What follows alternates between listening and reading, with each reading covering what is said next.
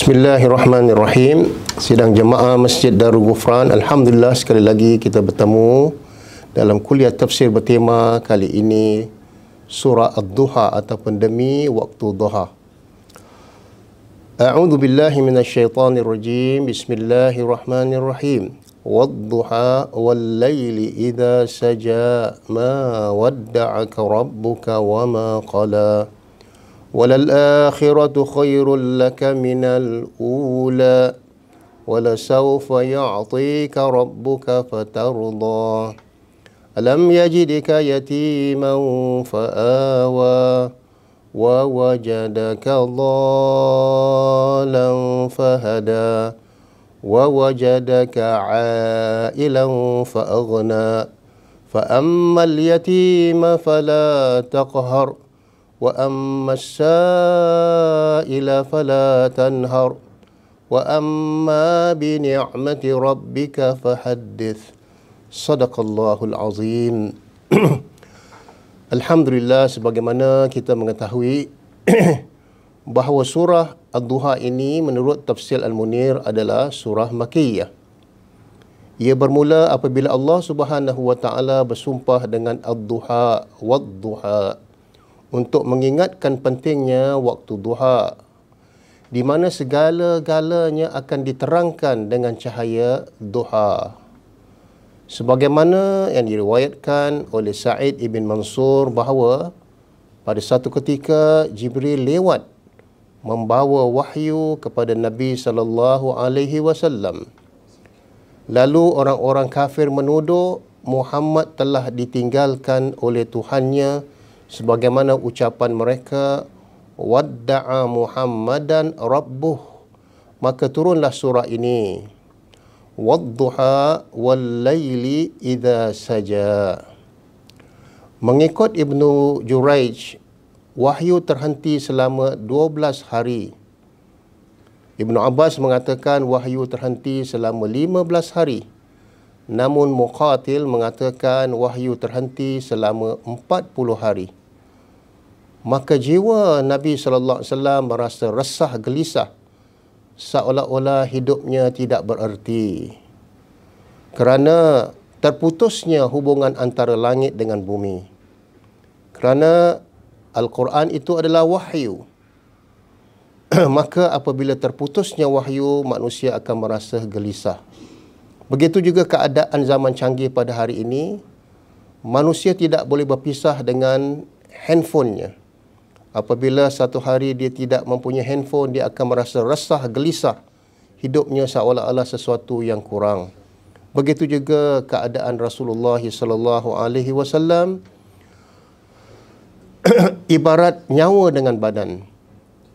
Sempena nama surah ini dinamakan, nama pembukaan surah ini Wad-Duha, yakni Allah bersumpah sebagaimana wal asri wasyamsi waduhaha, dan surah-surah yang lain yang bermula dengan wawul qasam, yakni Ad-Duha itu ialah permulaan siang hari ketika matahari mula meninggi.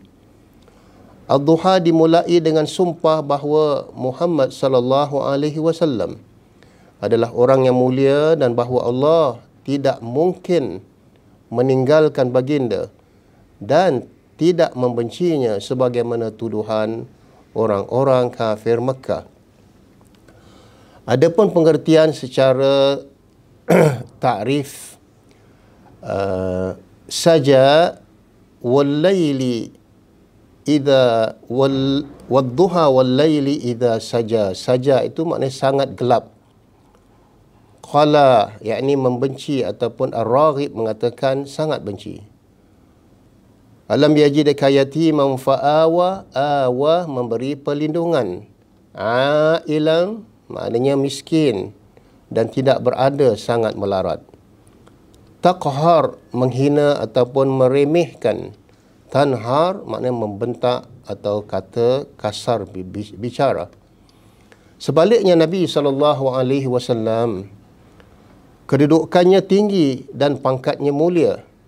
Maka dari itu, wadduha demi waktu matahari sepenggandalan naik, ataupun demi malam apabila telah sunyi. Ma wadda'aka rabbuka wa ma qala, merupakan satu nafi. Tuhanmu tidak meninggalkan kamu dan tiada pula membenci kamu. Walal akhiratu khairul laka minal ula. Pada ayat yang kedua, sesungguhnya akhirat itu adalah lebih baik bagi kamu dari permulaannya. Walaupun kehidupan Nabi ketika memperjuangkan dakwahnya dan menyampaikan wahyu pada awalnya, ia menghadapi cabaran yang begitu hebat, Allah menjanjikan bahawa akhirat itu di akhirnya merupakan sesuatu yang akan menggembirakan Nabi SAW. Kemudian surah ini memberitahu berita gembira kepada Nabi SAW, yakni anugerah yang besar di akhirat dan apa yang dianugerahkan oleh Allah Subhanahu wa taala untuk beliau merupakan bermacam-macam kemuliaan dan kegembiraan. Di antaranya adalah syafaah uzma. Ini syafaah yang besar, yakni syafaah beliau kepada seluruh umatnya, dan kelak Tuhanmu pasti memberikan karunia-Nya kepada kamu, lalu hatimu akan menjadi puas. Wala sawfa yu'tika rabbuka fatarda. Begitulah keadaan manusia yang hidup di dunia ini. Pada permulaan hidupnya sentiasa dalam keadaan payah. Sejak keluar daripada rahim ibu dalam keadaan payah. Namun setelah itu, setelah dia dewasa, menjadi seorang belia, kemudian mendekat dewasa, maka di akhir kehidupannya Allah memberikan kemudahan dan begitu juga nikmat yang akan dirasakan. Lebih-lebih lagi nikmat yang sebenarnya adalah di akhirat kelak. Menurut tafsir Ibnu Al-Munir, bahawa di sana ada 3 asbab nuzul. Di antaranya ayat yang pertama, ketika Nabi SAW jatuh sakit, beliau tidak bangun malam selama 2 atau 3 malam. Maka datanglah seorang wanita bernama Ummu Jamil, isteri kepada Abu Lahab, berkata, "Hai Muhammad, kami sesungguhnya berharap syaitanmu meninggalkanmu." Wa iyazubillah. Kami tidak melihatnya di dekatmu, yakni yang dimaksudkan di situ adalah Jibril. Kami tidak melihatnya di sampingmu selama 2-3 malam. Maka Allah pun fanazalallahu al-ayah atau fa'anzalallahu al-ayah wadduha wal-laili idza saja. Demi waktu matahari sepenggalahan naik dan demi malam apabila telah sunyi. Adapun asbabun nuzul yang kedua, Bukhari dan Muslim, Imam Bukhari dan Muslim serta meriwayatkan daripada Jundub bahawa Nabi SAW mengalami demam dan tidak dapat solat 1-2 malam. Kemudian datang seorang perempuan mengejek baginda dengan berkata, "Nampaknya syaitanmu yang selalu mengganggu kamu itu mungkin pergi meninggalkan kamu." Fa'anzalallahu al-ayah. Maka Allah pun turunkan surah ini ataupun ayat ini, wadduha wal-laili idza saja. Jundub juga mengatakan bahawa dia, yakni Jibril berkata, bahawa Jibril pada satu ketika lewat datang membawa wahyu kepada Nabi SAW. Maka orang-orang kufar musyrikin Makkah mengejek-ngejeknya dengan mengatakan, wadda'a Muhammadan rabbuhu. Maka Allah turunkan surah ini demi waktu duha dan begitu juga demi yakni waktu siang yang merupakan permulaan siang ketika matahari naik. Jadi di sinilah Allah tidak bersumpah kepada sesuatu alam ataupun kejadian. Pasti di sana ada hikmah, rahsia di sebalik waktu duha, di sebalik ketika matahari naik, kerana ia merupakan permulaan hari. Biasanya Nabi SAW akan salat duha, kemudian berjalan di bawah sinaran matahari. Jadi di situ kita lihat apakah manfaat matahari terhadap segala kehidupan di atas muka bumi dan makhluk. Maka untuk mendapatkan kekuatan daripada pancaran sinaran matahari. Allah bersumpah demi malam, wal-laili idza saja, yakni ketika sangat gelap dan menutupi segala sesuatu di alam semesta. Ibn Abbas radhiyallahu anhu berkata, yakni kegelapannya tiba. Ketika itulah manusia akan bangkit di tengah malam untuk menghadapi Rabb-Nya, dan demi malam apabila telah sunyi, dan kelak apabila telah masuk 2/3 malam, kira-kira sekitar 3 pagi di daerah kita, dianjurkan pula bagi umat Islam, umat Muhammad sallallahu alaihi wasallam, bangun untuk menghadapi Rabb-Nya dan bermunajat dengan dalam salat tahajud, dan ditutup dengan witir sekurang-kurangnya 8 rakaat tambah 3 rakaat witir, insya-Allah. Dan lebihnya beberapa yang kita sanggup untuk bermunajat dan berdamping dengan Allah Subhanahu wa taala.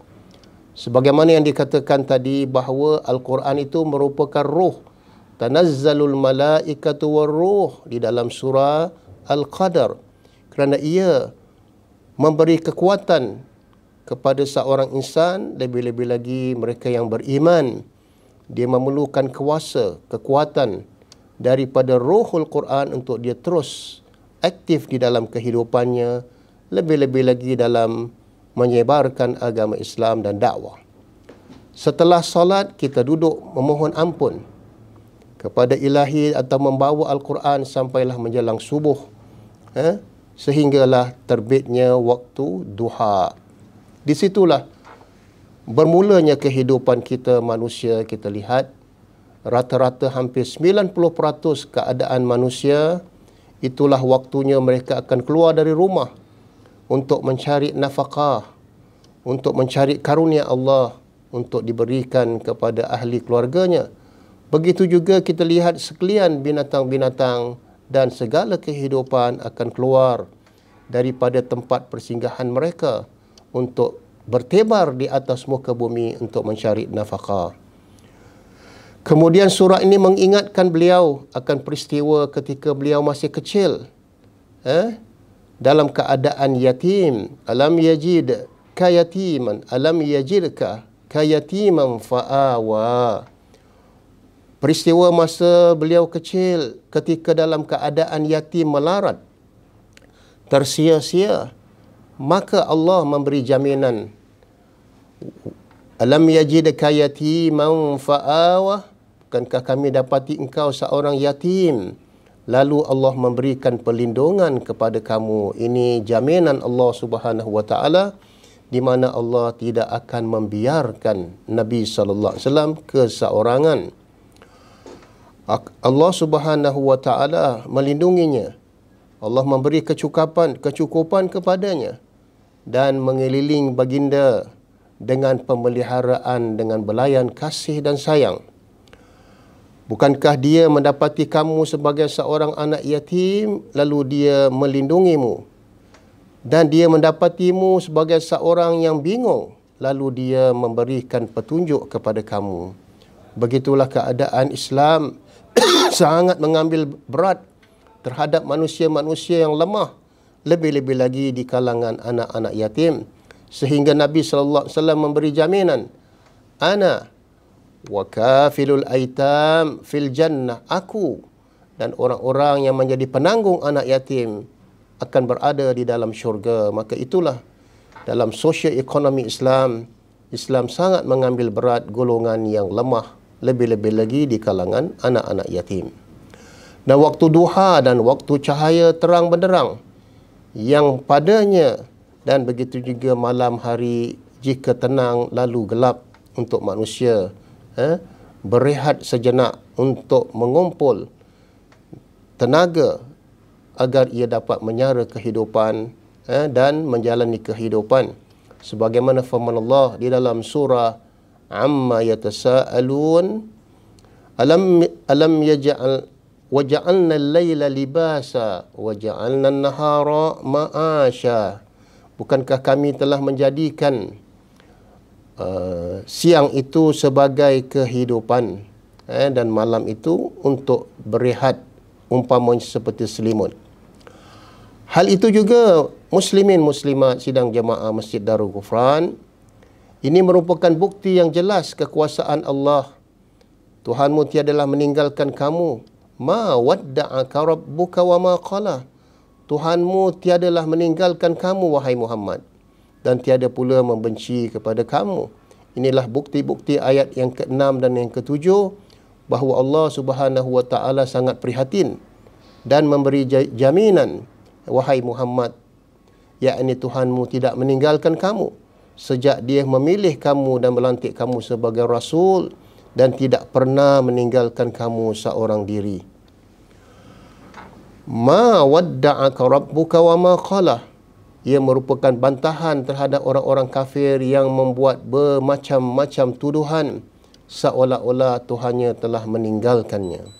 Ayat ini sekaligus sebagai jawapan kepada sumpah yang awal pada ayat yang pertama, wadduha, sebagai jawapan, yakni sesungguhnya walal akhiratu khairul laka minal ula, sesungguhnya akhir itu lebih baik bagimu daripada permulaan. Begitulah keadaan hidup manusia. Kalau dahulunya kita tinggal di daerah kampung, kita hidup dengan serba kekurangan dan miskin, dan akhir-akhirnya apabila zaman kemajuan, teknologi dan sebagainya, dan kita berusaha gigih sehingga akhirnya Allah memberikan kita kekuatan. Begitulah keadaan kita umat Islam seluruh dunia sedang diberi ujian dengan penularan COVID-19. Sudah hampir 1 tahun kita merana dan menderita, tetapi di sebaliknya ada banyak hikmah dan rahsia-rahsia Allah di sebaliknya. Ketahuilah, insya-Allah kita tidak akan berada selama-lamanya di dalam terowong yang gelap selama 10 bulan ataupun setahun. Percayalah, di sana nanti apabila kita terus berjalan ke penghujung terowongnya, tiba-tiba kelihatan satu cahaya, dan cahaya itu akan mula terang, menderang, dan disitulah kita mendapat rahmat Allah Subhanahu wa taala, keluar daripada kesukaran, yang mana kebahagiaan dan kenikmatan yang sebenarnya Allah menjaminkan bahawa adalah di akhirat kelak. Sebab akhirat itu adalah al-baqa, dunia adalah fana. Walaupun kadang-kala kita merana dengan berbagai-bagai macam ujian di dunia ini, tapi di akhirat kelak kita akan mendapat nikmat Allah Subhanahu wa taala yang kekal selama-lamanya. Maka itu Nabi SAW bersabda, Ya Allah, la hayata illa insyatul akhirah. Tidak ada kehidupan yang sebenarnya melainkan kehidupan akhirat. Kemudian Allah berfirman lagi, walal akhiratu khairul laka minal ula, pada ayat yang keempat, dan sesungguhnya akhir itu lebih baik bagi kamu daripada permulaan hidupmu. At-Tabrani, Imam At-Tabrani meriwayatkan di dalam kitabnya di Al-Awsat daripada Ibn Abbas, Nabi SAW bersabda, aku diperlihatkan negara yang akan dibuka oleh umatku. Selepas daripada itu, ia amat menggembirakan hatiku. Lalu Allah menurunkan, walal akhiratu khairul laka minal ula, dan sesungguhnya akhir itu adalah lebih baik bagi kamu daripada permulaanmu. Sebagaimana yang telah kita ambil dahulu surah Al-Insyirah, dia ada hubung kait dengan surah Ad-Duha.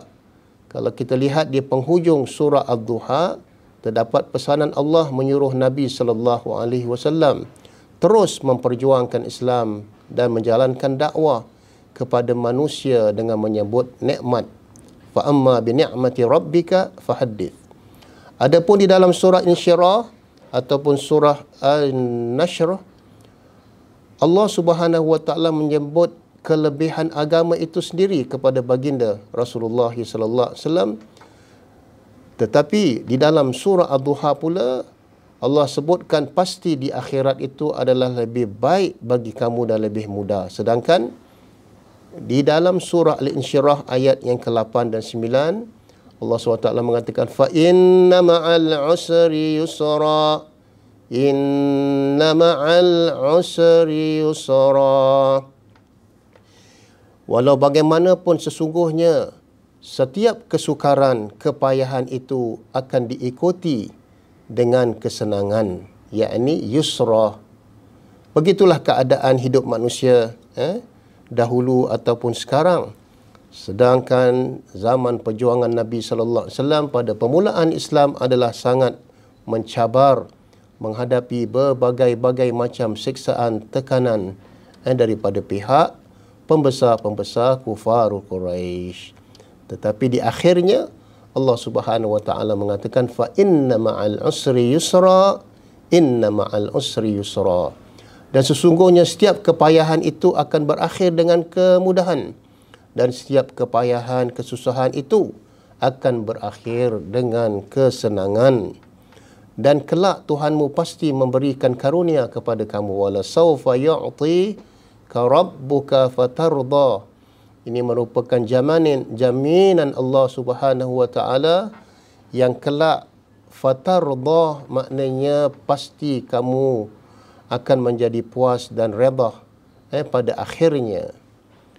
Tuhanmu di akhirat kelak akan memberikan kepada kamu pahala yang besar, syurga yang dinantikan, dan kemuliaan syafa'ah, dan sehinggalah kamu redha. Ibnu Abbas mengatakan dalam menafsirkan ayat ini, karunia yang dimaksudkan adalah syafa'ah kubra kepada umatnya, sampailah beliau redha dapat membantu umatnya yang berjuta-juta banyaknya di akhirat ataupun di akhir zaman nanti. Dan begitu juga di antara sebab riwayat bahawa Nabi SAW satu ketika dia teringat umatnya, lalu dia berkata, ya Allah, ummati, ummati, umatku, umatku. Nabi SAW merasa sedih akan umatnya di akhir zaman, bagaimana keadaan mereka menghadapi dunia yang penuh pesat dan berbagai-bagai macam fitnah dan begitu juga cabaran. Maka Allah berfirman, wahai Jibril, pergilah kamu kepada Muhammad dan tanyakanlah kepadanya apakah yang membuatkan baginda menangis. Padahal Allah lebih mengetahui daripada Jibril. Maka katakanlah, hai Jibril, pergilah kamu kepada Muhammad dan katakanlah kepadanya, sesungguhnya kami meredaimu pada umatmu dan kami tidak menyusahkan kamu. Ini adalah jaminan Allah kepada Nabi, dan bukan hanya kepada Nabi, begitu juga kepada setiap umat Nabi Muhammad sallallahu alaihi wasallam. Walaupun dalam kita mengamalkan Islam, apabila kita berpegang kepada akidah dan iman kita, tentunya pasti kita akan menghadapi berbagai-bagai macam cabaran, namun ia merupakan satu nikmat di sebaliknya. Dalam hadis yang lain, Nabi SAW bersabda, likulli nabiyyin, bagi setiap Nabi itu ada doa yang dikabulkan. Lalu setiap Nabi menyegerakan doanya. Dan sesungguhnya Allah melambatkan dan menyimpan doaku ataupun syafa'atku kepada umatku nanti kelak pada hari kiamat nanti, yakni agar aku memberi syafa'at dan pertolongan kepada kamu. Dan seterusnya, wala sawfa yu'tika rabbuka fatarda. Kemudian surah ini memberitahukan berita gembira ataupun busyrah kepada Nabi sallallahu alaihi wasallam yang berupa anugerah yang besar di akhirat dan apa yang disiapkan oleh Allah untuk baginda berupa bermacam-macam kemuliaan dan nikmat. Di antaranya adalah syafa'ah uzma, yakni syafa'ah baginda kepada seluruh umatnya, mereka yang taat, tekun, istiqamah dalam mentaati Allah dan Rasulnya. Dan kelak Tuhanmu pasti memberi karunia kepadamu, wahai Muhammad, lalu hati kamu akan merasa redha dan berpuas hati. Yakni jaminan Allah pada ayat yang ke-6, alam yajidka yatiman fa'awa wa wajadaka dhallan fahada. Mengingatkan baginda peristiwa masa kecilnya, beliau seketika dalam keadaan miskin dan sebagainya. Pada awalnya dia lahir dalam keadaan yatim, kemudian dipelihara oleh ibunya, kemudian dipelihara oleh datuknya, kemudian dipelihara oleh pakciknya Abu Talib. Maka di sini memberi kita satu gambaran dan keyakinan. Sebagai manusia, kita tidak boleh selalu bergantung kepada manusia. Baik pakcik kita, baik ayah kita, baik ibu kita, baik datuk kita. Kerana manusia semua akan meninggalkan kita tadi. Maka itu Nabi SAW berpesan, "Fatawakkal 'alal hayyil ladzi la yamut, al-jinnu wal insu yamut." Maka bertawakallah kepada yang hidup yang tidak mati, yakni Allah Subhanahu wa taala. Janganlah kamu bergantung kepada jin dan manusia, kerana semuanya akan mati dan kita akan kecewa. Apabila kita bertawakal dan yakin kepada Allah Subhanahu wa taala, dialah akan membela, memelihara kita dan sentiasa memberikan kita kekuatan. Bukankah dia mendapati kamu sebagai seorang anak yatim, lalu dia melindungi kamu, dan mendapati kamu sebagai seorang yang bingung, lalu dia memberikan petunjuk. Dan seterusnya ayat yang ketujuh, wa wajadaka dhalan fahadah. Dan dia mendapati kamu, wahai Muhammad, seorang yang hilang arah, lalu dia memberi kamu petunjuk. Fahada. Maksud di sini ada 2-3 maksud. Sebelumnya kamu tidaklah mengetahui, sebagaimana dalam surah Asy-Syura, sebelumnya kamu tidaklah mengetahui apakah itu Alkitab, Al-Quran, ataupun iman, ataupun Islam, sehingga Allah memberikan petunjuk kepada kamu. Wa wajadaka dhalan fahada.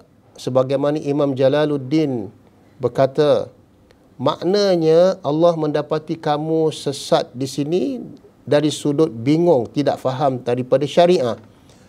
Dan begitu juga Islam yang sebenarnya. Bukanlah bererti Nabi sesat, tidak tentu arah ataupun tidak mendapat petunjuk. Nah, sekarang ini Allah telah memberi kamu petunjuk dan hidayah dan melantik kamu sebagai seorang Rasul. Ada juga pendapat yang mengatakan pada satu ketika Nabi sedang bersiar-siar, berjalan-jalan di lereng-lereng bukit di Mekah ketika kecil. Tiba-tiba beliau tersesat jalan. Lalu Allah mengembalikannya ke jalan yang benar. Abu Hayyan berkata tidak mungkin mengarahkan kata sesat dengan dalam ayat ini. Tol.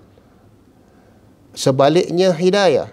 Sebab Nabi SAW dan Nabi-Nabi yang lain adalah maksum, dipelihara daripada kesesatan. Jadi pendapat lain menyatakan beliau tersesat ketika bersama dengan pakciknya ataupun pamannya dalam ekspedisi perniagaan di Syam, dan dia mendapatimu sebagai seorang yang berkurangan ataupun kekurangan. Lalu Allah memberikan dia hidayah, yakni Islam dan Al-Quran. Allah menjumpai kamu dalam keadaan fakir dan miskin. Lalu dia membuat kamu tidak memerlukan orang. Dengan usaha dagang dan keuntungan perniagaan harta Khadijah radhiyallahu anha, lalu dia memberi kamu nikmat yang mencukupi. Sebagaimana kita mengetahui Nabi sallallahu alaihi wasallam apabila berkahwin dengan Khadijah, sedangkan Khadijah radhiyallahu anha adalah seorang wanita yang kaya, kemudian memberi kamu berkat dan qanaah, yakni kepuasan yang tidak memerlukan kepada orang lain. Jadi surah ini ditutup pada ayat yang ke-9 dan ke-10 dengan memberi wasiat 3 hal kepada Nabi sallallahu alaihi wasallam sebagai perbandingan 3 nikmat di atasnya, agar yang pertama baginda sentiasa menaruhkan belas kasihan kepada anak-anak yatim, sebagaimana sabda Nabi, ana wa kafilul aitam fil jannah, aku dan pembela dan penanggung anak-anak yatim di syurga. Yang kedua, hendaklah kamu menyayangi orang-orang miskin, orang-orang yang memerlukan, dan mengusap air mata orang-orang yang miskin. Kemudian Allah mengajar kamu, yakni beberapa ajaran berkaitan dengan akhlak, sosialisasi dan arahan bersyukur dengan nikmat Allah pada ayat yang akhir. Dikatakan wa amma bi ni'mati rabbika fahaddits. Dan adapun dengan nikmat Tuhanmu, hendaklah kamu sebutkan ataupun membicarakan dan membuktikan. Sebagaimana Mujahid berkata, yakni janganlah kamu wahai Muhammad menghina anak-anak yatim. Sufyan berkata, janganlah kamu menzalimi mereka ataupun menyia-nyiakan harta benda mereka. Kerana sebagaimana pandangan adat orang-orang jahiliyah memandang hina terhadap anak-anak yatim. Lebih-lebih lagi, mereka mengatakan bagaimana Muhammad ini seorang yang miskin dan yatim boleh memerintah, boleh memimpin kami dan mahu memberi kami tunjuk jalan yang benar. Hendaklah kamu seperti ayah wahai Muhammad yang sayang kepada anak-anak yatim dan orang-orang yang lemah. Aku, kata Nabi, dan penanggung anak yatim. Wa ammas sa'ila fala tanhar. Dan adapun orang-orang yang datang meminta-minta kepada kamu, janganlah kamu menghardik mereka. Dan terhadap nikmat Tuhanmu, maka hendaklah kamu menyebut-nyebut. Sebut, maknanya mengatakan ini adalah nikmat, ini adalah karunia.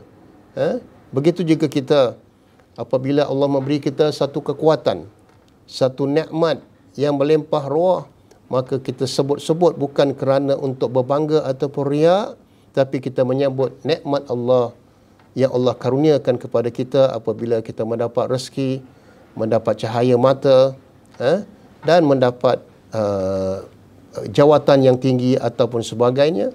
Kita sebut hadza min fadli rabbina. Ini semua adalah karunia daripada Tuhan kami. Dan terhadap orang yang meminta-minta, maka janganlah kamu menghardik mereka.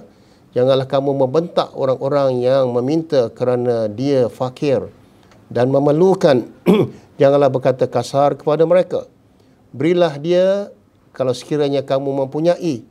Dan tolaklah orang-orang miskin yang meminta-minta dengan lemah lembut. Janganlah kamu membentak mereka ataupun mengeluarkan kata-kata kasar. Akhir sekali penutup surah Ad-Duha ini, wa amma bi ni'mati rabbika fahaddits. Dan terhadap nikmat kamu, hendaklah kamu menyebut-nyebutnya dengan bersyukur. Ceritakanlah kepada umat manusia akan anugerah dan nikmat Allah kepada kamu. Sebab menceritakan nikmat bererti kita mensyukuri. Dan Alusi berkata, kamu dahulu adalah anak yatim yang tersesat dan miskin. Lalu Allah memberikan kamu perlindungan, petunjuk dan kecukupan. Kesimpulannya, muslimin muslimat sidang jamaah Masjid Darul Ghufran. Yang pertama sekali, Allah bersumpah demi waktu duha dan waktu siang dan al-lail, yakni waktu malam yang sunyi senyap. Tentunya waktu duha dan waktu malam itu adalah sangat diperlukan oleh manusia dalam menjalani kehidupannya. Yang kedua, Allah memberikan apa yang dicita-citakan oleh Nabi di dunia ini, iaitu kemenangan. Idza jaa nasrullahi wal fath. Apabila datang kemenangan dan pertolongan Allah, kamu akan lihat manusia masuk ke dalam agama Allah dengan berbondong-bondong. Kemudian surah ini yang ketiga memberitahu berita gembira kepada Nabi SAW berupa anugerah yang besar di akhirat dan apa yang telah dikaruniakan Allah kepadanya yang berupa bermacam-macam nikmat. Dan akhirnya di antaranya adalah syafa'atul uzma, yakni syafa'ah beliau kepada seluruh umatnya insya-Allah taala. Maka marilah sama-sama kita mendekatkan diri, menghidupkan Al-Quran di dalam jiwa kita dan hati kita agar kita mempunyai roh kekuatan dalam menjalani kehidupan sebagai seorang muslim yang hakiki. Wallahu a'lam bisawab. Sehingga kita bertemu insya-Allah pada kuliah tafsir bertema pada episod yang ke-17 insya-Allah taala. Aqulu qawli hadza wa astaghfirullah li wa lakum wal jami' muslimin. A'udzu billahi minasyaitonir rajim. Wal 'asri innal insana lafi khusr illa alladhina amanu wa amilus solihat wa tawasaw bil haqq wa tawasaw bis sabr. Wassalamualaikum warahmatullahi wabarakatuh.